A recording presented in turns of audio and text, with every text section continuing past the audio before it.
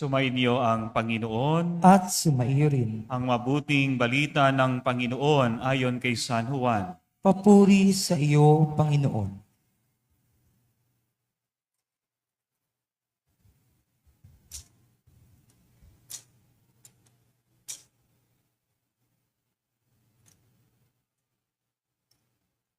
Sa pasimula pa ay naroon na ang salita.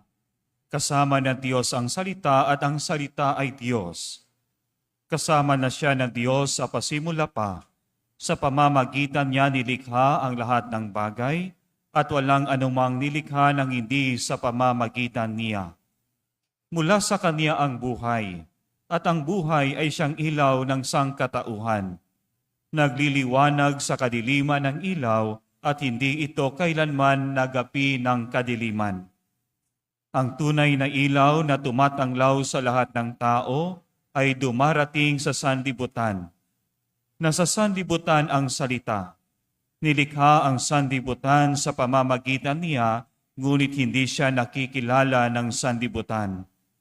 Naparito siya sa kanyang bayan, ngunit hindi siya tinanggap ng kanyang mga kababayan. Ngunit ang lahat ng tumanggap at nanalig sa kanya ay pinagkalooban niya ng karapatang maging anak ng Diyos. Sila nga ay naging anak ng Diyos, hindi dahil sa isinilang sila ayon sa kalikasan, ni sapitan ng laman o kagagawan ng tao. Ang pagiging anak nila ay buhat sa Diyos. Naging tao ang salita, at siya ay nanirahan sa piling natin. Nakita namin ang kanyang kapangyarihan at kadakilaan, puspos ng pag-ibig at katapatan. Tinanggap niya mula sa Ama ang kapangyarihan at ang kadakilaang ito bilang bugtong na anak. Mga kapatid, ang mabuting balita ng Panginoon. Pinupuri ka namin, Panginoong Hesukristo. Magsiyo po ang lahat at makinig sa homilia. Isang mapagpala at maligayang Pasko po sa ating lahat, mga kapatid ko kay Kristo. Maari po ba nating batiin ang bawat isa as we express our gratitude sa katapatan ng Diyos? Please let us together greet each other. Merry Christmas. Alam niyo, ito po ang isa sa mga magandang katangian nating mga Pilipino. Kahit anong mangyari, Father Dave, tayo'y magdiriwang ng Pasko.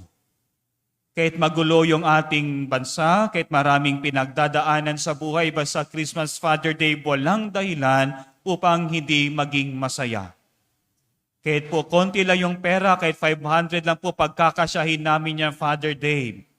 Kahit maraming utang, hayaan mo po yung interest, Father Dave, interest ka lang, Pasko ito. Kaya tayo po ay magbabayad pagkatapos na po ng Pasko. Basta ang malaga para sa atin, tayo po ay magdiriwang at tayo'y magsaya dahil ito ang araw kung saan pinakita ng Diyos ang kanyang katapatan. Katapatan na kanyang pinangako noong unang panahon, sa kanyang mga propeta, sa kanyang mga isinugo, at ito'y nagkatawang tao. Kaya si Kristo ang mukha ng Diyos sa sanlibutan, ang mukha ng Diyos na laging sumasa atin. Kaya nga po ito ang Pasko. Ito po'y pagpapatunay ng katapatan ng Diyos sa ating lahat na ang Diyos ay hindi paasa. Tutuparin ng Diyos ang kanyang pangako at darating ang panahon na ang Diyos ay sumasa atin, hindi lamang sumasa atin, kundi handang makilakbay kasama natin. And that is Emmanuel. Pero ang katanungan ng Diyos sa ating lahat, kasi every year naman po tayo nagse-celebrate ng Pasko, ano po bang nangyari sa ating mga puso? Ang Pasko po ba ay hanggang December 25 lang po ba? O ang Pasko po ba ay hanggang nung nangyari 2,000 years ago, nung ang Diyos sa pamamagitan ng kanyang awa at pagmamahal, ang salita ay nagkatawang tao? O ang Pasko po ba ay hanggang 1 taon lang? Kaya ito po ang panyaya ng Diyos sa ating lahat, Tandaan natin na ang Pasko, ang pagsilang o ang kapistahan ng Pasko ng pagsilang ng Diyos na nagkatawang tao, hindi lamang po ito isang kaganapan na dapat nating kalimutan. Ang pagkakatawang tao ng ating Panginoon, hindi ito event na ating i-celebrate. Ngunit ito ang dapat nating isabuhay. Remember, Christmas is not, we do not celebrate Christmas, but we live the spirit of Christmas. Kasi po ang Diyos ay sumasa atin. Pag titingnan natin ang pangalan ng Diyos, Emmanuel, ginamit po ng Diyos sa kanyang pagkikilala ng kanyang sarili, ginamit po niya ang present tense.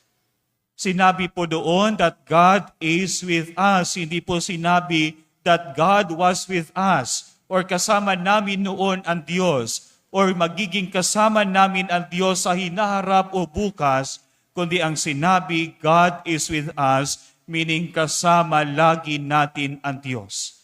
Kaya po, Emmanuel or sumasa atin ang Diyos. At ito po ang ibig sabihin ng Emmanuel, na kailanman noon, ngayon at magpakailanman, kasama natin ang Diyos. At ano po ba ang pakay ng Diyos at ano po ba ang dahilan ng Diyos? Bakit kailangan pang magkatawang tao ang Diyos? Ayon po sa ating katekismo o sa ating doktrina, the Catechism of the Catholic Church, ang Diyos ay nagkatawang tao nang sa ganon ay makita natin ang pagmamahal ng Diyos. Kaya po ang Pasko, ito po'y paalala sa atin lahat na buhay ang Diyos. Ito po'y pagpapaalala ng Diyos sa ating lahat na ang Diyos ay laging nakikilakbay kasama natin. At ito po'y paalala ng Diyos na kailanman kahit anong mangyari, sasamahan tayo ng Diyos dahil sumasa atin ang Diyos. But this is also the invitation of God for all of us. Dahil ang Pasko ang pagpapakita ng pagmamahal ng Diyos at makikita natin ang kanyang pagmamahal kung isinasabuhay natin ang Pasko. Ito po ang magandang sinabi ni Papa Francisco na ating yumaong Santo Papa. Pag tayo po ay nagmahal katulad ni Kristo, nagpapatuloy ang pagiging anak ng Diyos o nagkatawang tao. Kung tayo po ay nagpapatawad katulad ng pagpapatawad ni Kristo, ang Diyos ay laging sumasa atin at nagpapatuloy ang diwa ng Pasko. Kasi po ang Pasko hindi lamang po ito upang isang okasyon na dapat nating ipagdiriwang. Ngunit ang Pasko, ito po isang kaganapan noon na hanggang ngayon ay inaalala natin dahil nais ng Diyos na matutunan natin na ang diwa ng Pasko ay hindi dapat ipagdiwang, kundi dapat isabuhay. Kaya bilang mga Katoliko, tandaan natin, we do not celebrate Christmas, but we live Christmas. Hindi natin ipinagdiriwang ang Pasko dahil tayong mga Katoliko, isinasabuhay dapat ang Pasko. Kasi sabi nga po ni Papa Francisco, kung saan ang pagmamahal, ang pagpapatawad, pag andoon po ang pagmamahal, araw-araw ay Pasko. Kaya po, my dear brothers and sisters, singin natin ang tulong ng ating mahal na Birheng Maria. In solitude with God, let us live the spirit of Christmas. Sana po tayong mga Pinoy, hindi lamang po mananatili ang Pasko hanggang December 25. Ngunit sa habang panahon, habang tayo po'y naglalakbay sa mundong ito, at tayo man po'y babalik na sa Diyos, sana'y isabuhay natin ang diwa ng Pasko. Kaya po, my dear parents, kung nais nating maranasan ang totoong diwa ng Pasko, magpatawad kung kailangan, humingi ng patawad kung kailangan, magmahal kung kailangan. Kaya minsan sa ating buhay, hindi natin nararamdaman ang Pasko dahil andun po ang puot, andun po ang galit, minsan andun pa rin po ang pagtataksil ng palihim at higit sa lahat, andun pa rin ang presensya ng kasalanan. Ang totoong diwa ng Pasko, kung andun po at buhay ang pagmamahal at ang pagpapatawad.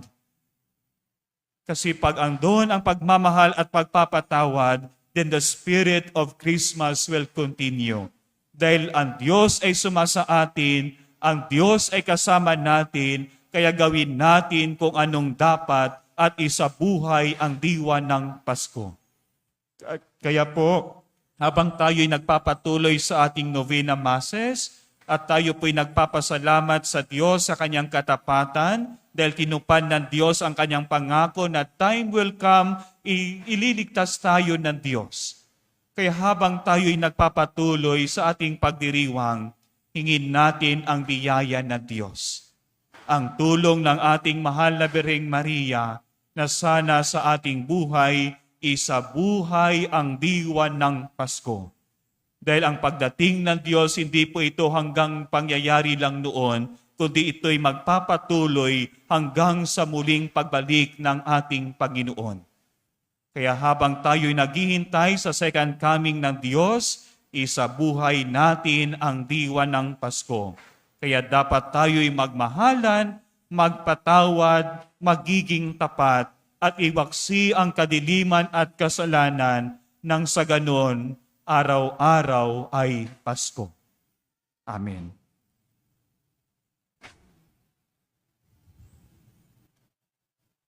Magsitayo po ang lahat. Ipahayag natin ang ating pananampalataya. Sumasampalataya ako Sa Diyos amang makapangyarihan sa lahat, na may gawa ng langit at lupa. Sumasampalataya ako kay Jesucristo, iisang anak ng Diyos, Panginoon nating lahat. Magsilod po ang lahat.